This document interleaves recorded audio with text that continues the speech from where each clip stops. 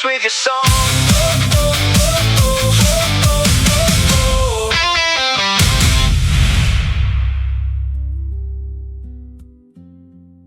Hey, this is Keth Mohr here from Song Refiners, and I'm excited to bring a new series to you guys. It's called Power Refiners, and it's where I feature a song refinery member who absolutely is lighting it up using song refiners to make their songs into 24 karat gold. How about that for all those cool metaphors? Again, I'm so happy that you're with us. And with us this evening, I've got Mr. Dan White. Dan, how you doing? Doing good. How are you, Keith? I'm doing great. Where are you calling us in from?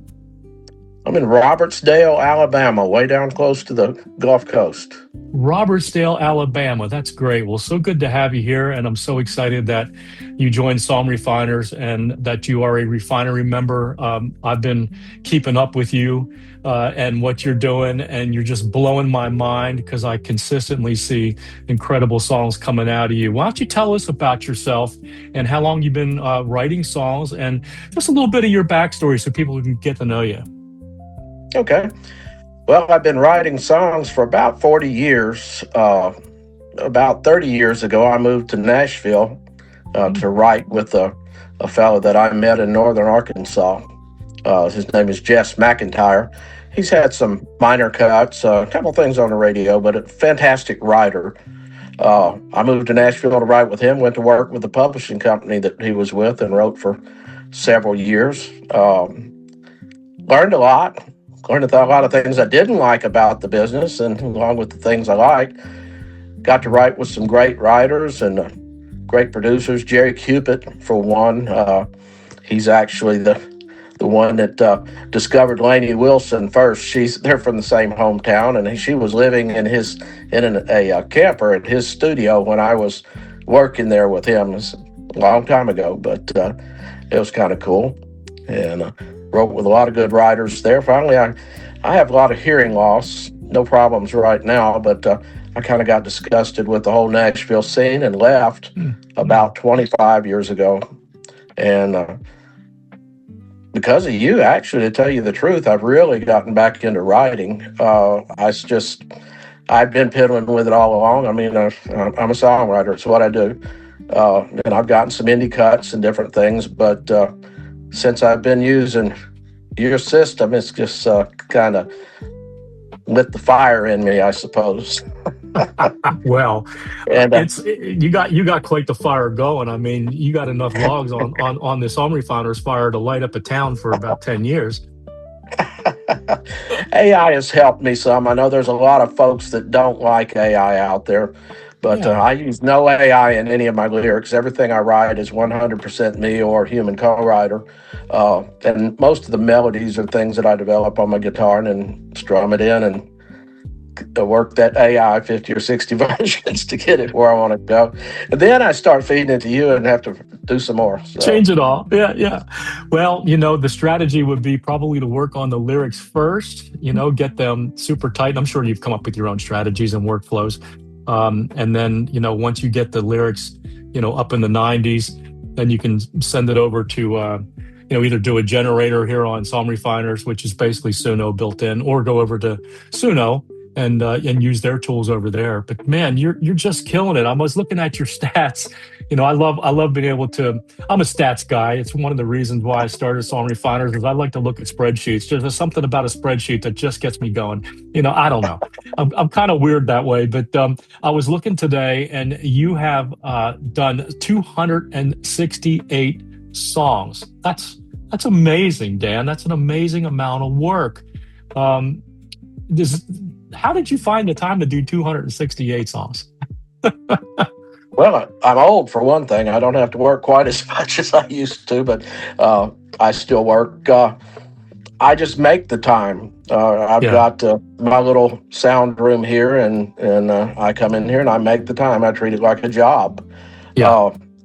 I've had some cuts, some sync stuff on some movies and things like that. Oh, cool. And got some more things going. We're pitching some songs to some pretty good places.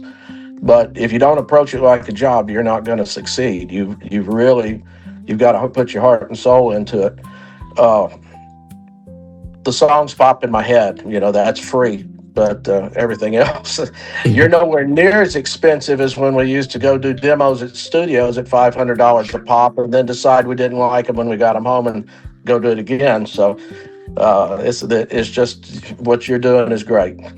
Well, there's still, a lot of people that are still doing it kind of that old way, where they send their lyrics into a producer in Nashville. They're very, very happy to take your money, $500, $1,000, $2,000. And they're happy to take, the lyrics as is and figure out how to make them fit, right?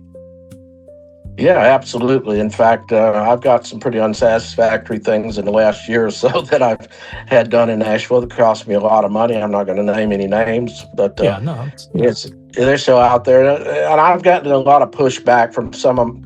I've got acquaintances and friends in the business that, they wouldn't touch AI with a 10-foot pole. Now they're coming around.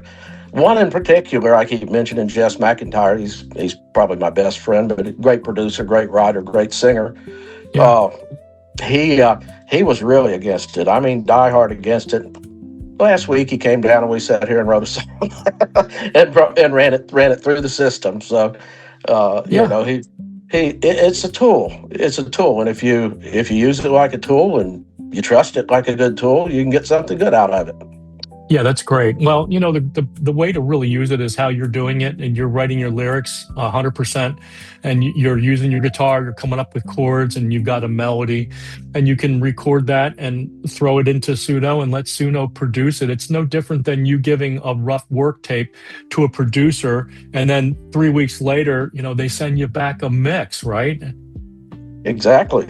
And that's what I kept telling everybody. This tool is no different. We've had electronic drums, drum machines, we've had MIDI, all these different things for years. And how is it different? Yes, it hurts some of the session musicians, because I can sit here, I can produce, I think, better songs than what I was getting out of Nashville, or better tracks. And it cost me virtually nothing.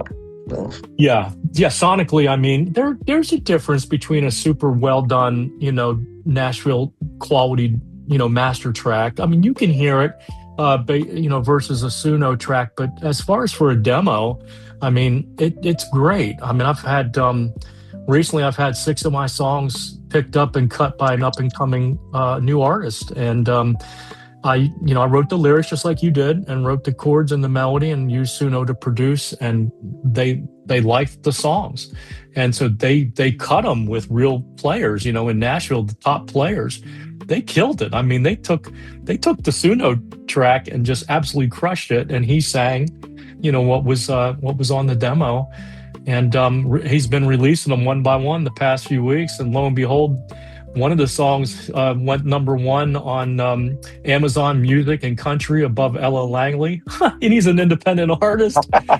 And I was shocked. And then as he made a video of a song, and it went #1 on iTunes Video, again ahead of all the biggies.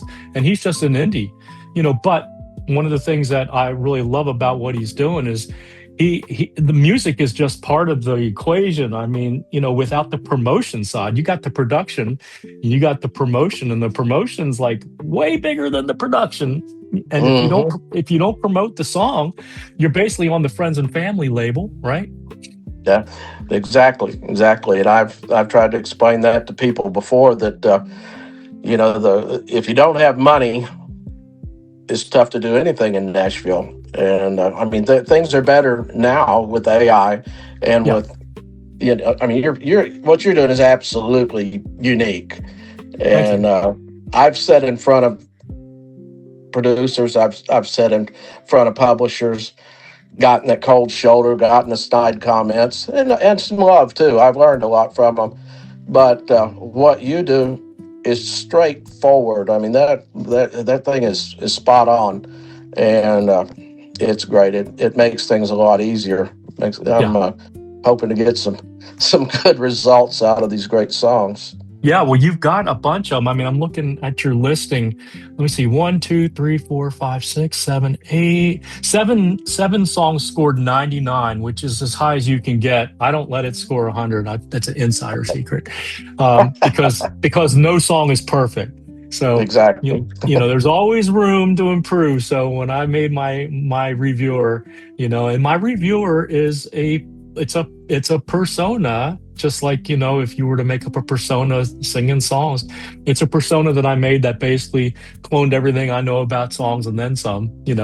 So, it's your reviewer. You're tasked to review these songs just like an industry, A&R person that's looking for great songs. I mean, it's a lot more than that, but it's in the gist, that's what it is. And the technology that it uses to be able to listen it just blows my mind. I mean, it's incredible how it can listen to songs and give a quality review, which is great. So you got 799s, a bunch of 98s, 97, 96, 95. I mean, they're just all up there. I mean, it's incredible. Um, it's just how do you come up with these songs? I mean, like this one here, When the Hurt Stops Hurting Me. I mean, it's a great title. How do you come up with these things? That one is that hook, that title came to me from Jess McIntyre, Okay. and there's another co-writer on it, and I'm old, so I can't pull his name up right now. There's one other co-writer on it, and he's got a lot of input in it. I put a lot of lines in it. That's the one he and I sat here and worked it through Suno, and using our lyrics, of course, and Yeah. tweaked it. And he and I have been writing together so many years. We were just bouncing it back and forth. But that hook, that title is awesome. I went back in. He called me on his drive home and said, "Hey, I fixed the song." And I said, "I didn't know it was broken." He said, "Oh yeah, it was broken." Well, I came in here and worked on it yesterday when it went up to 99, and I called him today and said, "No, I fixed it again." So, anyway, but he likes it. He couldn't find any fault with the system, and I told him, "Look, it's going Cool. to talk to us like a human's talking to us, and it will. It'll hurt your feelings if you wear them on your sleeves." So anyway, but he was pretty impressed with it. I think he's going to join and start using it. He's got Very literally good. thousands of songs, thousands. He wrote with Keith Whitley and a Oh lot of yeah. Wow. others, and Yeah. he's got thousands of songs that are sitting unfinished right now. And Wow, that's I've incredible. been That would be huge. I mean, I'm thinking that, we get guys like you that have had a lot of experience. I mean, you've had years and years of experience. I mean, you actually came to Nashville and went through that whole Nashville thing, and it sounds like it did kind of tweak and chap your behind a little bit, but there's a lot that's wrong with that scene. It's It was different the now than. culture. It was the culture of some of them back at that time that got me. Yeah. Uh, I drugs and things like that. I've never been involved with that stuff, and I wasn't Yeah. happy with being around it. And by far, it wasn't the majority. It was the minority, but they were there.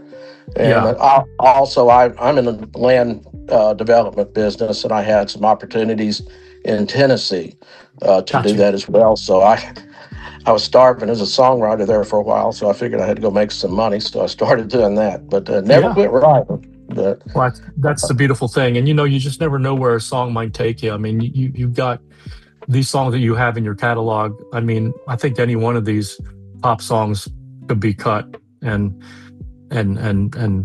out there. I mean, how do you find opportunities, to present your songs, and are you finding, you talked a little bit about, the issue that some of the established industry still has with AI. Um, do you pitch these songs as is with AI vocals and AI production, or do you have them redone when you know you've got something that's worth it?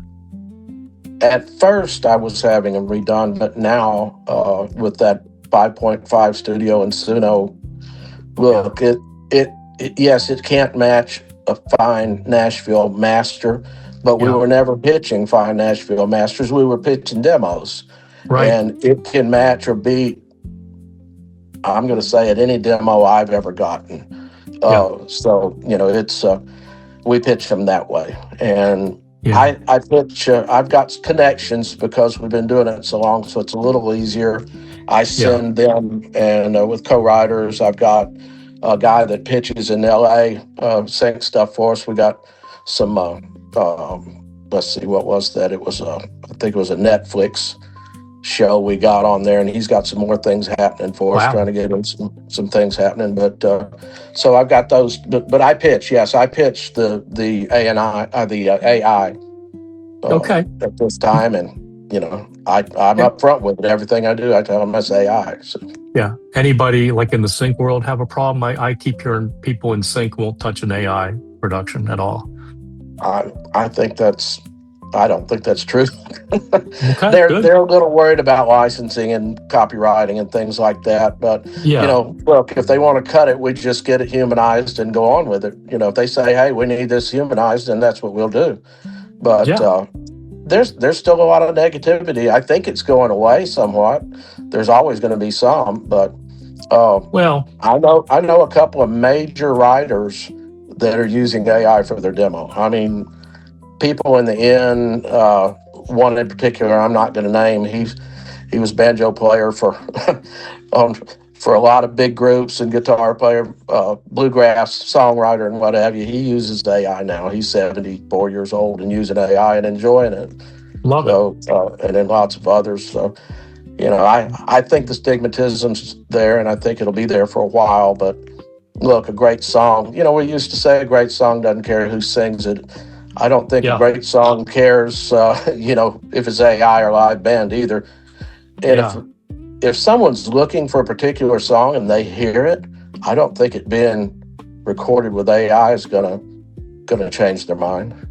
Yeah, that's true. That's true. I mean, it is just a demo after all. I mean, you're just giving a demonstration. I think the Right. problem that they have is like proving ownership, but the thing is, if they know who you are and they know like you have had a history of writing songs back in the day, right? Hmm.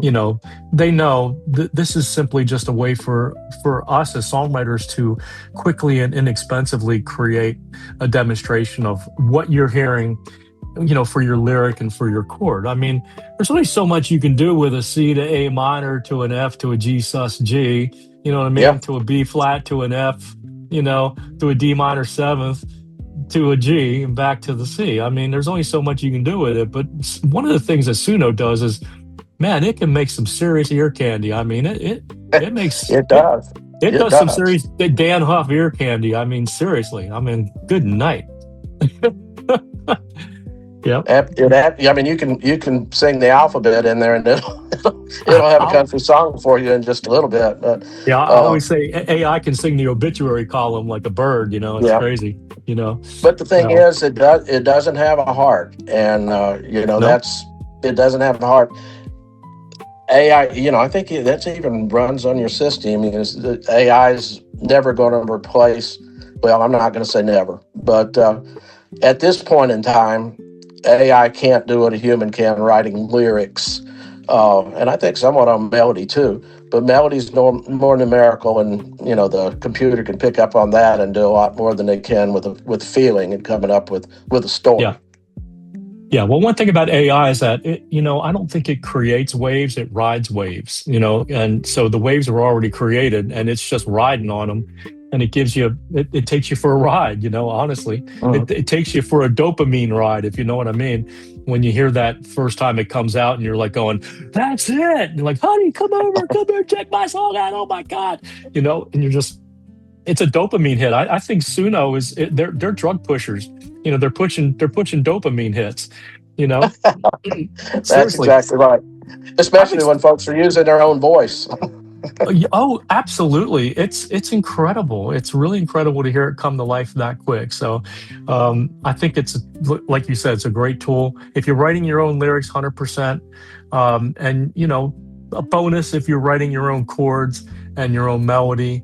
You know what I mean? I mean that's a bonus. And I think people that are in the sync world and publishers, they want to know that you're doing that. And they can kind of tell. I mean, Suno's got its favorite four chords that it uses all the time, and very familiar melody lines, a lot.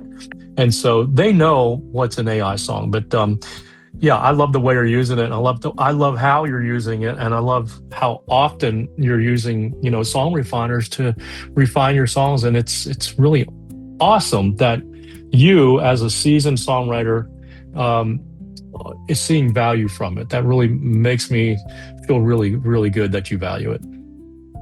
You just get too close to a song when you write it. When you write it yourself, and you can't. Or I never have been able to. It's always taken a publisher or somebody to go through and tweak it, because I can write a good song, but as you can tell, I like 99s. So I'm never happy. I'm always the song's never finished. So Well, I actually have some with you now that now I've been guilty of tweaking the 99s too. I don't know if you can see that there, but I have been guilty of tweaking them. But uh, I'm really satisfied with a lot of what I'm getting there. yeah. And Well, obviously you're including a lot of rich imagery. You're putting a lot of furniture in the room. It always says that. right, right, right, right. More meat on the bone, right? You heard that one. Paint a picture. I was always told paint a picture. Paint a Uh, picture. yeah, and that's what a song should do. It should paint a picture in your mind, and Yeah. that's what I go for. And as far as melodies, I hear them. I can't write a song without a melody because I hear it in my head as I'm writing the song. So I just take that and kind of put that down. I don't call myself a musician as far as a composer, because I hear it in my head. It just pops in there. So Yeah, I don't that's work with great. that.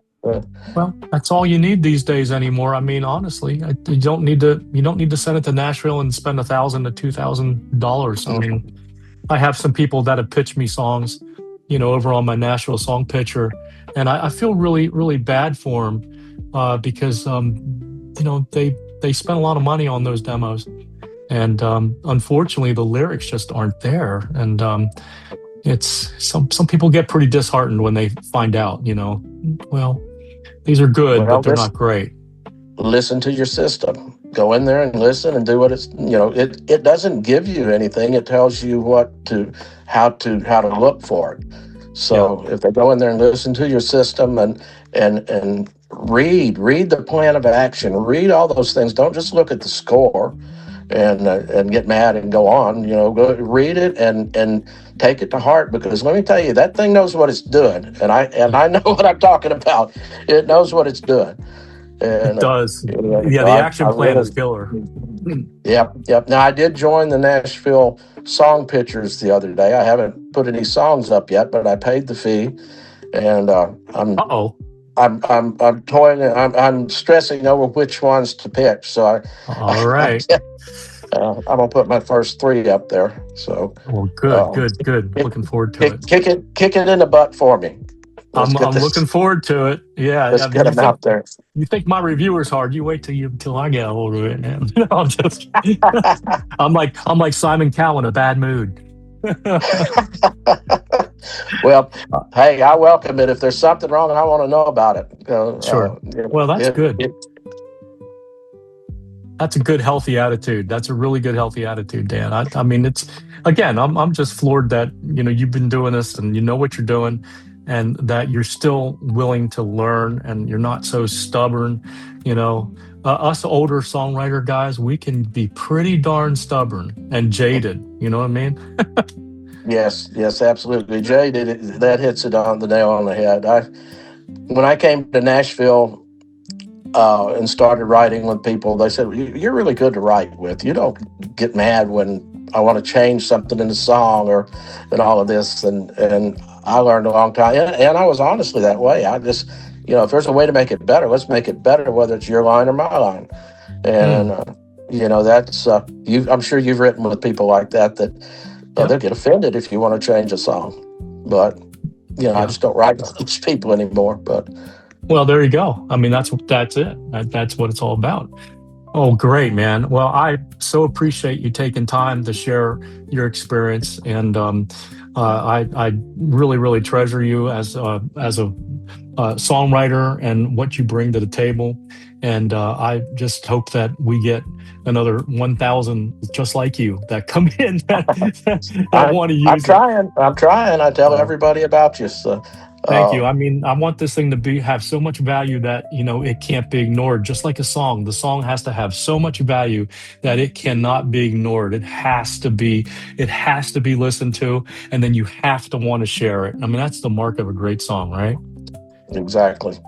I really appreciate your time with me this evening, and being a power refiner. Thank you, Dan, for your time. All right. Thank you. Okay, you have a great night, brother. You too. Okay, Bye. take care. Bye bye.